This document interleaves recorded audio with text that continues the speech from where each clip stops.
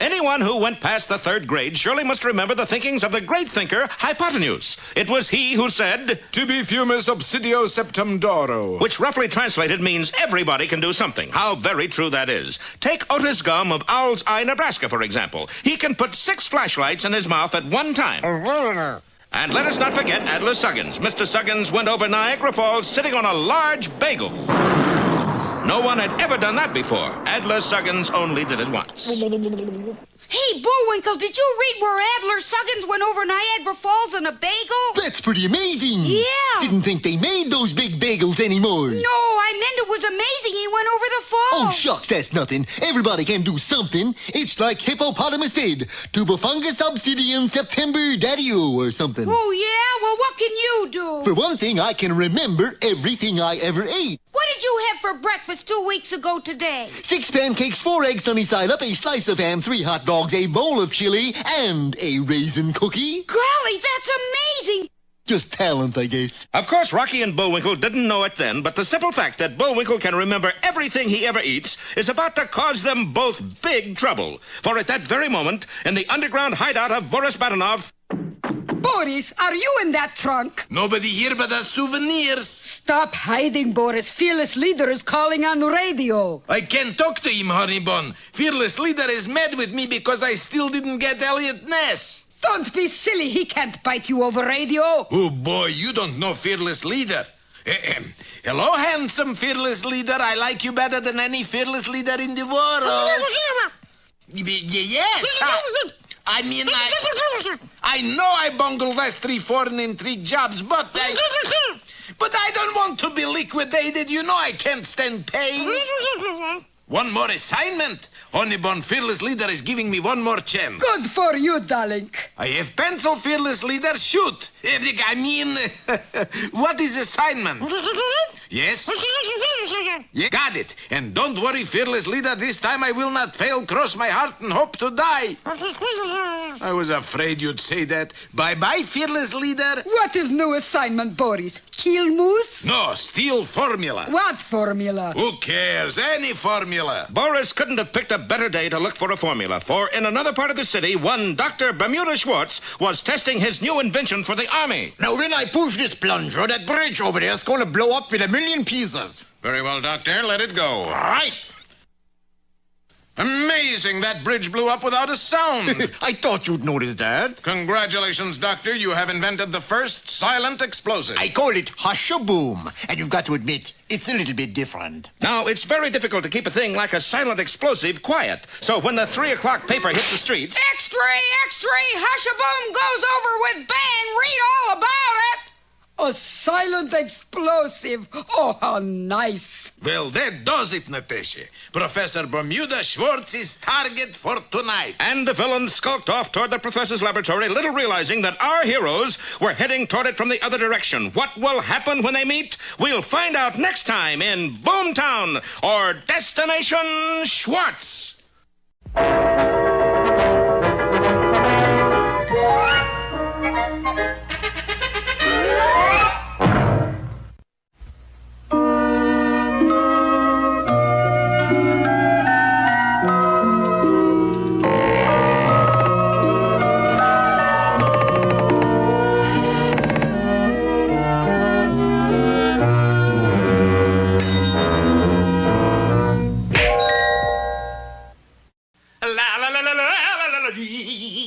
This is the way the story of Little Fred Riding Hood begins. Little Fred Riding Hood lived in a little woods in a little house with his little mother. As a lad, it could not be said that he was good-looking. Nor very smart, for he could only count up to 1. 1? And he did that badly. But the one thing that could be said about Little Fred Riding Hood was that he had a beautiful voice and could sing like a bird. And one morning, his mother said to him, Freddie, dear. Yes, Ma? If you don't stop that off-key singing around the house, I'm going to lay into you with this broom. But, Ma, Granny spent a fortune giving me singing lessons. Yes, I know she did, and I think it's high time we got even with her. Now here, take this basket of sheet music and go through the woods to Granny's house. Sing to her for a change and see how she likes it. And so, taking the basket, little Fred Riding Hood skipped merrily off into the woods. Skipping is a very hard way to travel, and Fred was out of condition anyway, so a short time later, he stopped to rest. I will take 5 by this hollow stump. But no sooner did Fred sit down than he heard an awful commotion within that stump. Oh, ow, ouch. Oh, my God. Ouch, ouch. And there were 2 funny little men with high-pointed hats, and their long gray beards were tied firmly together. What are you two doing in there? We live in here. But our beards have become tangled, and I fear we'll have to go through life looking each other in the eye. Can you help us? Well, being a good lad, Fred agreed to try. Hold tight. I'll rip you apart. Will it hurt? Oh! Yes. Bidding them farewell, little Fred Riding Hood continued on his way to Granny's house. Oh, he was a good boy. I think we ought to reward him for being so kind to us. Good idea. Let's cast a spell that'll make him grow more handsome every minute. And so they did, and so he did. For unknown to Fred, with every step he took, he became better looking, and better looking, until he was by far the handsomest man in the country. Oh, what a handsome lad! How good looking. He's beautiful. Hi, sweetie. What's the matter? You all nuts or something? But looking at his reflection in a meat market window, he saw that it was true. He was good looking. Well, if that don't punch a hole in the boat. The young ladies of the city were unable to control themselves at the sight of little Fred Handsome Riding Hood, and the poor lad was mobbed. You two funny little men are pretty funny. Now, come on, make me unhandsome so I can get to Granny's. As this was his desire, they changed him back to plain old Fred. That's better. Now, I'll give you my lunch of cookie sandwiches to keep you busy. No more tricks now. And with that, Fred once more set off down the road for Granny's house. Wasn't that sweet of him to give us his lunch? It certainly was. Let's reward him. He looks awful thin. Let's cast a spell that will fatten him up. They did. And just as before, with every step little Fred Riding Hood took, he grew fatter, fatter, and fatter until he weighed over 700 pounds. Needless to say that when he stepped onto the high bridge that crossed the river, it collapsed with a roar. They did it again. And Fred waddled back to the hollow stump as fast as his obese little legs could carry him. All right, you guys, knock it off. He did get a little fatter than we figured. So be it. And Fred was returned to normal. Why do you two keep casting spells onto me? Because each time we've met, you have done a good deed for us. And that is our way of rewarding you. Some reward? It was now growing quite late, and Fred hurried off down the road, but this time he ducked behind a large tree a short distance away and waited until he was sure the 2 funny little men were fast asleep.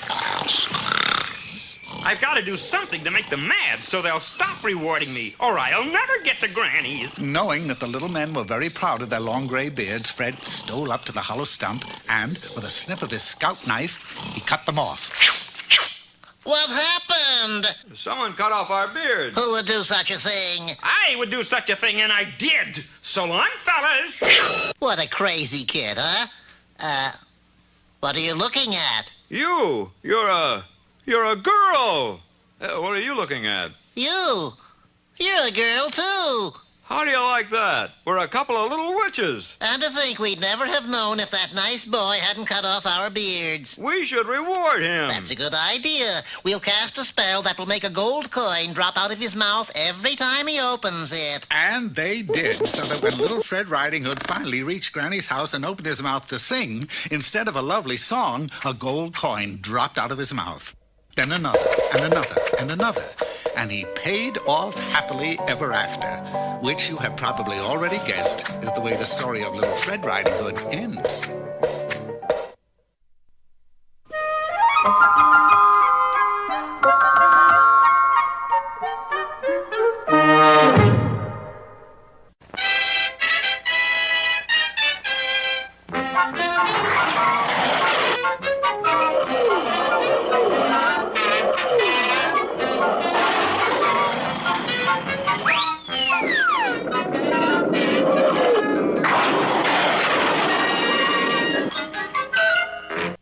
Last time, you remember, we heard quite a discussion of Bullwinkle Moose's one outstanding talent. You can remember everything you ever ate? Every time I swallow, it's a stroll down memory lane. Meantime, a short distance away, a professor named Bermuda Schwartz had just developed a silent explosive called Hush-a-Boom. This, of course, gave him A1 priority on Boris's hate parade. But, Boris, how you going to steal the formula? Steal it? He's going to tell it to me. Tell it to you? Why should he? Observe, Natasha. And the wily villain ducked out of sight and reappeared a moment later dressed as an old lady. Boris, this makes him tell you the formula? Certainty. What boy would keep a formula from his own mother? His mother? Who's there? Bermuda, baby, it's time. I know that, but who are you? Burmy boy, you don't know your own mother? Mommy! Come in, Mommy! Tell me where you got the mustache. And Boris entered the house with a gullible professor. An hour later, he emerged smiling triumphantly. Boris, you got it? Natch, I got it. What took you so long? I had to bake my boy his favorite cake. You baked a cake? It's the least a good mommy can do. Well, see what you can do about that, Mommy. Sure enough, coming toward them were Rocky and Bullwinkle, who, oddly enough, had no idea at all of what was going on. What's all about that? You hear, Boris, they're not even in on the plot. We don't take chances. Come on, I got idea. And the two villains approached the proprietor of a nearby fruit cart. Hey, you want to sell me this fruit cart? Sure, that'll cost you $50,000. $50,000? You out of your mind? You got no choice, so you gotta buy it. We do? You in a bad trouble. You stole a formula from a Professor Schwartz, and now you gotta hide from a moose and a squirrel. Hey, how come you know all this? What do you think? I don't watch the Bullwinkle show. Well, I got no choice. I gotta hand it to you. Okay, let me have it. Boris, he trusted you. Yes, apparently he doesn't watch the show regularly. But I don't understand, darling. How will this keep formula safe? Watch carefully. I write formula down on inside of banana. Zip up the peel, tear up the paper. Now all we got is banana. Who would suspect it hides formula? I would. Oh, you're sneaky, no good, Natasha. Oh, Boris, you do care, don't you? Hush, here comes Moose and Squirrel. And at that moment, fate played her final card. For instead of passing the innocent-looking fruit cart, Bullwinkle stopped and said, See, I chew like a banana right now. How much are they? Bananas? Yeah. We have no bananas today. See, that'd make a great song title. Those are bananas right there. Yeah, how much? They're not for sale. Oh, come on, I'll give you a quarter for one. No. 50 cents? Bullwinkle, that's too much. $1. Well, Boris, no. $2. Bullwinkle, no. it's a deal. Boris, no. Pay the man the $2, Rock. and Bullwinkle walked off munching a $2 banana containing $1 million formula. How does it taste? Expensive. Boris, how could you do such a thing? I didn't want to. He took advantage of my crooked nature. This will ruin you with fearless leader. What are you going to do, darling? Moose has ruined Boris, so now Boris will ruin Moose. And a steamroller can do it, too. Be sure to thrill to our next episode entitled Flat of the Land, or A Rolling Stone Gathers No Moose. Hello there, culture lovers. This here pin is part of today's poem, the Old Almanac verse, C.A. Pin. C.A. Pin, pick it up. All the day you'll... Where'd it go? Oh, there it is. C.A. Pin, pick it up. All the... Didn't get it. C.A. Pin, pick it up. Uh-oh, it rolled into a crack. Come out of there, doggone it. All right, I'll pick it up the easy way.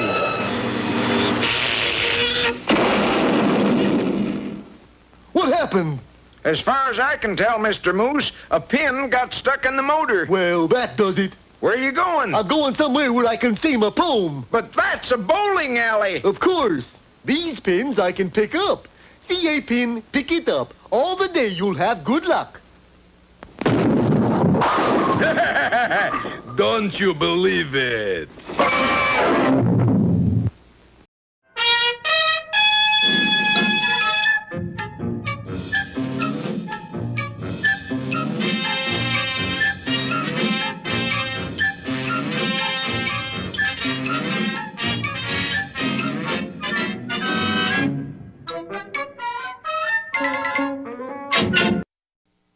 Meshy Falfoof out there.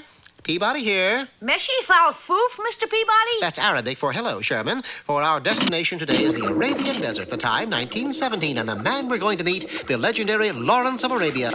We set the wayback controls and were immediately teleported back through time and space. All of a sudden, there we were, inside British Secret Service headquarters at Cairo. Gentlemen, I have two reasons for believing that Turkey is going to declare war on us. One, they've cut off our supply of Thanksgiving turkeys. Oh, that's terrible. Bad show, that. And two, they've sent a nasty letter to Parliament. Oh, that's terrible, you say. They wouldn't do this. Now, we must send someone to steal the Turkish plans. Do I have any volunteers? For some strange reason, the room emptied. Dash it all, every time I ask for volunteers, they chicken out. I wish they'd turkey out this time. Begging the colonel's pardon, but you have a clerk in the outside office who can do the job. His name is Lawrence. The colonel promptly called him in. So, you think you can work undercover for us, eh, Lawrence? I should jolly well like to try, sir. Capital. By the way, what do you intend wearing as a disguise? Instead of answering, Lawrence dashed from the room and quickly returned clad in a Santa Claus suit. I thought I'd wear this Arab costume, sir. Perhaps we better send someone else. Mr. Peabody and I'll go with him. Are you any good at Secret Service work, Peabody? Colonel, I invented Secret Service. Convinced the matter was in capable paws, the colonel bid farewell. That night, Sherman and I bought Arab outfits and went to Lawrence's hotel room. I hope he's ready to go. I hope he's wearing the proper disguise. But instead of being dressed like an Arab, he was dressed like a pilgrim. How do you like it? It's stunning, stunningly wrong. Grabbing a sheet from the bed and some mattress stuffing, we soon had him properly disguised. The next thing we did was to join a caravan heading into the desert. Is the Turkish army out there, Mr. Peabody? Indeed it is, and I must caution you both, don't do anything that would give us away. This caravan is undoubtedly crawling with spies. Oh, you can count on me. I was hoping I could, but the following morning when we paused at an oasis... Tea time, chaps. Anyone for crumpets?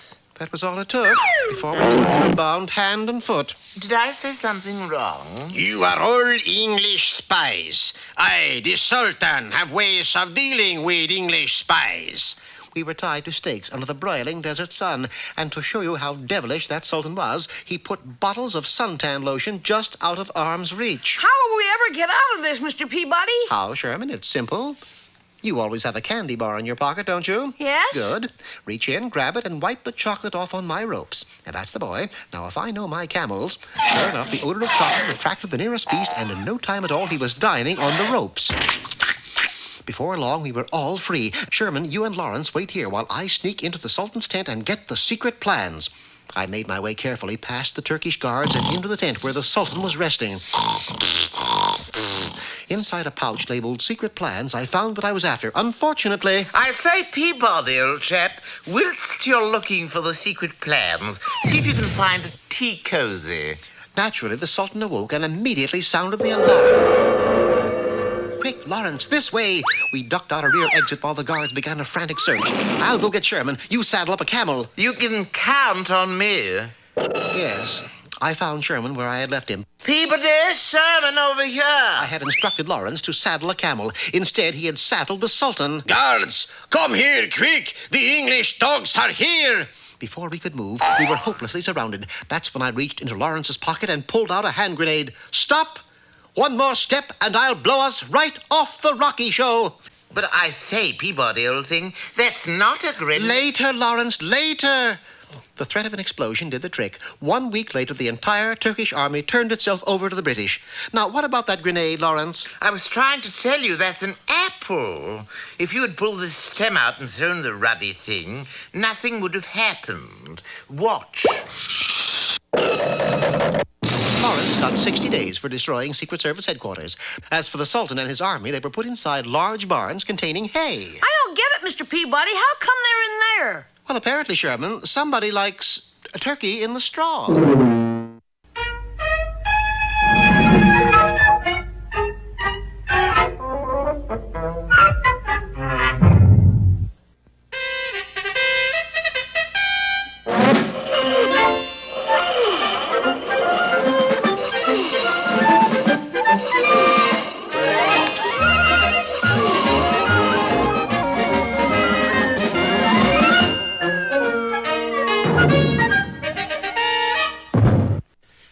as long as you're back anyway, I might as well explain what's been going on.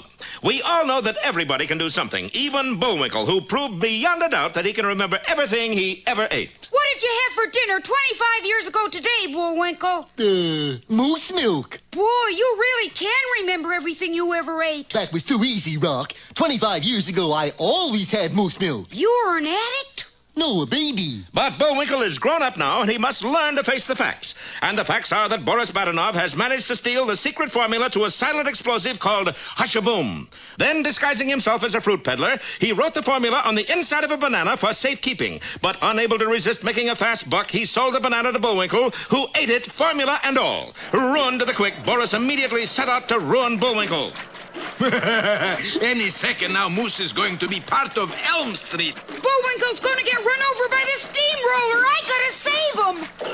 And with that, the plucky squirrel shot into the air like a pullet. That's Bullet. That's Bullet. Boris not only missed the moose, but was unable to find the brakes to the steamroller. You all right, Bullwinkle? Just fine. What happened? Somebody tried to run over you with a steamroller. Oh, a squash and run drive, Ray. Oh, well. Bye now. Thanks again. Who's that? This is a manhole, isn't it? Yeah. So it's a man. Rocky and Bullwinkle then crossed the street and entered the drugstore where they knew beyond a doubt they could get a soda to calm their nerves. What they didn't know beyond a doubt was that Boris Badenov and his henchwoman Natasha were under the table. How about a banana split, Bullwinkle? No thanks, Rock. I ate a banana a little while ago with H2O, NH3, C2H5, PDQ, U235 and a pinch of salt written on it. Boris, Moose remembers formula. And so when Rocky and Bullwinkle left the drugstore, Boris was waiting with a fiendish plan to extract the formula from the innocent Moose. Here comes Moose. Let him have it, Natasha. Hey, what's the big idea of hitting me with a pie? Say, you sound mad. Well, that's funny. I am mad. You can't be mad. Why? Look at that lollipop. What about it? That's really not a lollipop. That's a camera. Really? Sure, you're on television. No! A camera in a lollipop? What's the matter? You never hear of candid camera? Say, then you must be... Right. Alan Fink. Go on, say something to our audience. Well, what shall I say? Just tell us a little about yourself. Like, what was it that you ate about 1 hour ago? See, folks, about an hour ago I ate a banana with H2O, NH3, C2H5, PDQ, U235 and a pinch of salt written on it. That's it. Come on, honey bun. Flushed with success, Boris ran to the nearest telephone and called Fearless Leader. Hello, Fearless Leader. Grab pencil. I got formula. It's H2O, H2OC. I'll call you back. I'm practically liquidated. Who can remember all those numbers? And so, once again, innocence triumphs over evil. And the secret formula is to remain forever safely hidden in the confines of a moose's stomach, never to be heard from again. Oh, I wouldn't say that. I wouldn't say that either. What is in can be taken out. Is this really the end of Bullwinkle? Be with us next time for Mac the Knife or Operation Moose.